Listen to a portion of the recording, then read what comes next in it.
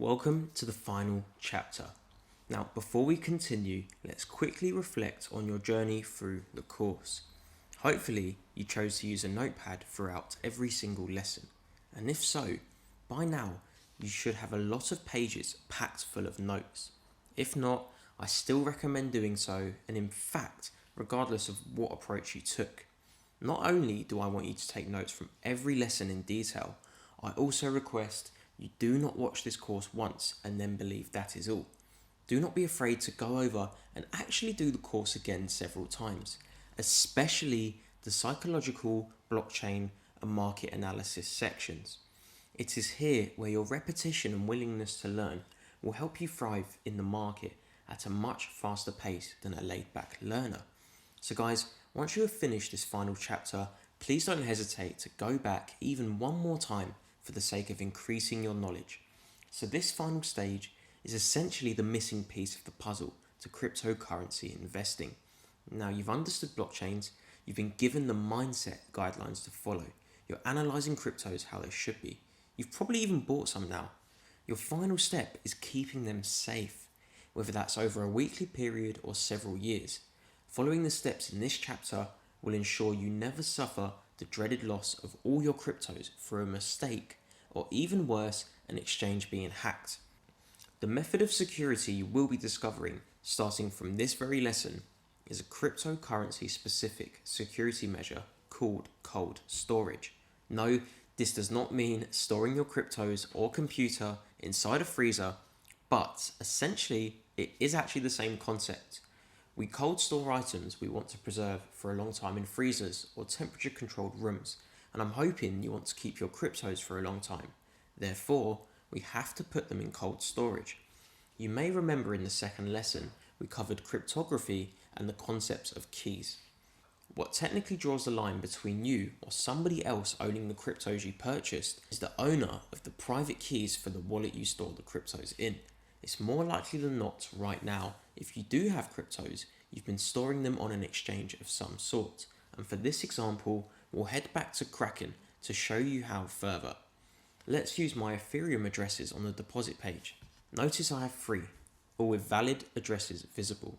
Well, all of these addresses are individual addresses to my Ethereum wallets that Kraken hold on my behalf. I do not have true access to these wallets, besides the ability to withdraw and deposit, and that's because Kraken hold the private keys to my wallet, yours, and even the rest of their global client base. Now whilst this does seem okay, as it takes the pressure off you holding the key, especially in the event of a hack or being breached, the hackers immediately have access to every single private key the exchange hold on your behalf, giving them the power to officially become the key holder and do whatever they please with your funds. Now, if you notice the generate new address button, this gives you the power to create a new wallet, so to speak, whenever you please, but it automatically gives the key to Kraken for each wallet, meaning you're never truly the owner of your funds. So if I press generate new wallet, the wallet's been generated, I have an address, I can send funds here, but I don't have the key. So fortunately, there are 2 incredibly good options for us: hardware wallets and paper wallets. Whilst this sounds like a complete new language, it is surprisingly easy to understand how basic the concept is, especially after I guide you every step of the way. Now we will be covering paper wallets in this lesson and hardware wallets in the next. So let's jump straight to the best wallet for this, and that's my Ether wallet, aka Mu. This doesn't exactly look very appealing to the eye, but we cannot get safer and more simple than this. Notice the first option we have is to create a new wallet. This is exactly the same as what you just saw on Kraken, except this process automatically generates the private key for us to keep, and then offers us multiple methods of saving it securely. So let's start off by entering a password. For this example, Cryptonary. Create new wallet. We already have the key store. This is essentially the private key, which is actually very similar in the layout to your address. So the private key is now being saved as a file, so you can automatically put it into a text file and use it to log into your wallet. So we will first of all save this, I will save this to downloads. Private key. I then understand and continue. And actually, before we continue, pay attention to this. Do not lose it. It cannot be recovered if you lose it. Do not share it. Your funds will be stolen. Make a backup. Paper, printouts, text files, tattoo. Do what you need to do to save this file, guys. Again, if you notice, it cannot be recovered and your funds will be stolen.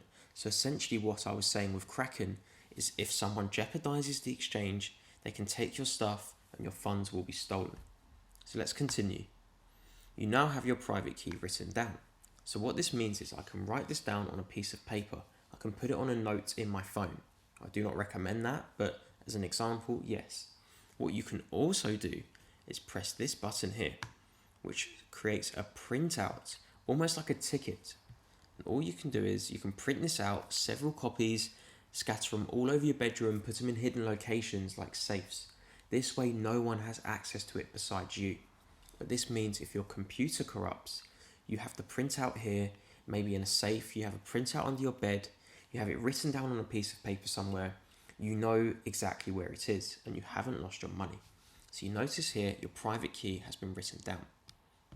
It's also linked to your address. This way you know what the private key is for and which address it's based for. You also notice you can write down here in notes how much you hold, what you have in there, just notes, just so you know what it is for. We also have QR codes to easily send funds if you have the valid app that accepts QR codes.